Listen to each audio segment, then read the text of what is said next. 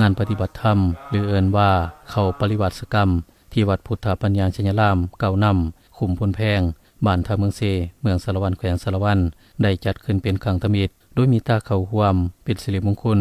ในพิธีเปิดงานของพระอาจารย์แสงมณีสุวิรคำรองประธานองค์การพุทธศาสนาสัมพันธ์ลาวแขวงประธานองค์การพุทธศาสนาสัมพันธ์ลาวเมืองสารวันพระอาจารย์สุริยาเทียมสวรรค์รองประธานองค์การพุทธศาสนาสัมพันธ์ลาวเมืองสารวันหัวหน้ากรรมาธิการเผยแผ่ศีลธรรมและปฏิบัติกรรมฐานประธานองค์การพุทธศาสนาสัมพันธ์ลาวเขต4เจ้าอธิการวัดพุทธปัญญาชยรามเก่านำบ้านพลแพงซึ่งเป็นประธานในการจัดงานพร้อมด้วยพระสงฆ์สามเณรภายในเมืองสารวันคงสิโดนปากซองจำปาสักและประเทศเพื่อนบ้านคือประเทศไทยภายนอกเข้าร่วมของทานบัวทองคุณยอดปัญญาอดีตการนำของแขวงพร้อมด้วยออกต้นญาติโยมสาวหนุ่มและน้องนักเรียนเข้าร่วมพระอาจารย์สุริยาเทียมสวรรค์ได้ให้รู้ว่างานปฏิบัติธรรมหรือเอิ้นว่าเข้าปริวัติกรรมแม้นการเข้าไปฝึกฝนตนเองทั้งด้านจิตใจ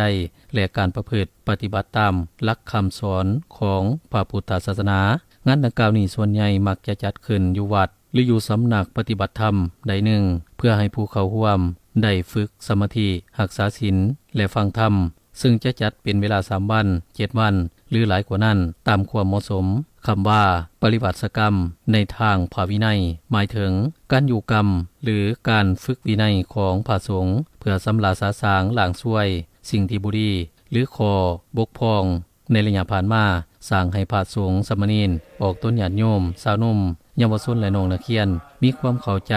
ในหลักธรรมคำสอนทางพุทธศาสนาผู้ถึงบาปบุญคุณโทษอบายมุขสิ่งเสพติดผู้กตัญญูต่อผู้มีพระคุณพ่อแม่ครูบาอาจารย์ผู้เคารพนบไฟ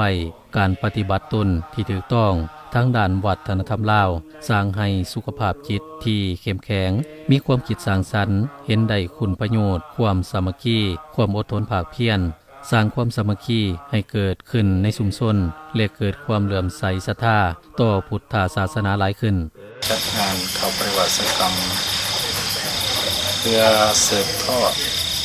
วัฒนธรรมที่ของประเพณีของพระสงฆ์ของพระเจ้าเพื่อดำรงคงไว้ซึ่งพระธรรมวินัยและเพื่อพระเจ้าประสงค์ได้ประพฤติปฏิบัติธรรมในการคัดเกลาเจ้าของให้อยู่ภายใต้วินัยของสงฆ์ซึ่งการ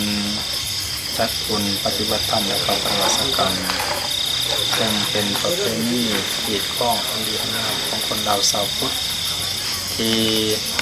เคยปฏิบัติกันมาสืบกันมา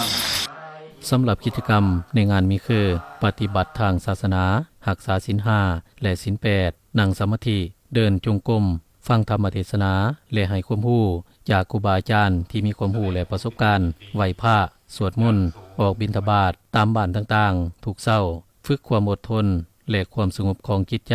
นอกนั้นยังได้มีกิจกรรมบริจาคเลือดช่วยเหลือคนเจ็บนำเอาอาหารไปช่วยเหลือคนเจ็บอยู่โรงหมอช่วยเหลือนักโทษสำหรับจุดประสงค์ของงานดังกล่าวเมียนเพื่อในไส้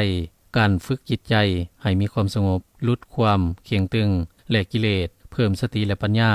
สร้างความดีและบุญกุศลดำรงชีวิตอย่างมีความสุขและถูกต้องตามหลักธรรมคำสั่งสอนงานปฏิบัติธรรมในครั้งนี้เม่นได้จัดขึ้นเป็นเวลา10วันคือเริ่มแต่วันที่8พฤษภาคมหาวันที่17พฤษภาคม2026จึงจะสำเร็จวันคืนก็ล่วงเลยไป